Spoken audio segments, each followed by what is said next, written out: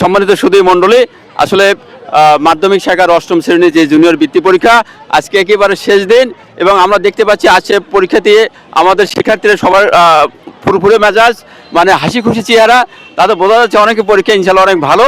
তারপর আমরা একটু মতামত দিতে চাই। আচ্ছা, তুমি বলো তোমার নাম কি? আমার নাম মুসাম্মান তাসনিম নওশিন মদিনা। আচ্ছা, তুমি কোন স্কুল থেকে আসছো?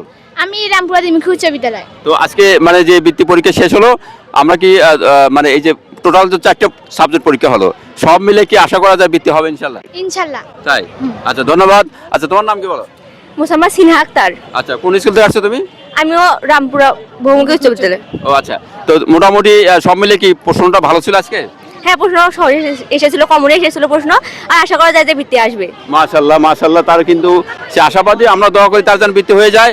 আচ্ছা, এখন যেই তো এই কয়েকদিন গ্যাপ হচ্ছে, মোটামুটি এই গ্যাপে আসলে ঘোরাফেরা আর নতুন কিছু শেখা বা পড়ালেখা কি করা উচিত আসলে?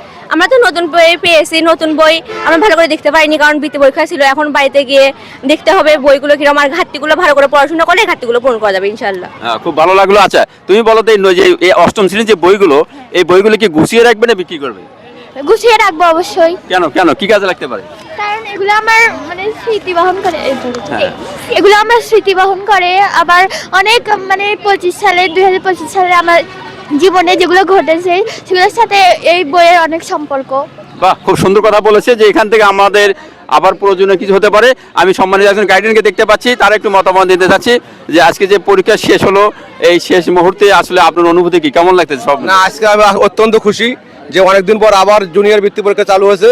আমাদের ছেলেমেয়েরা খুব সুন্দরভাবে তারা পরীক্ষা দিয়েছে। আমরা আশাবাদী ওরা অনেক ভালো করবে।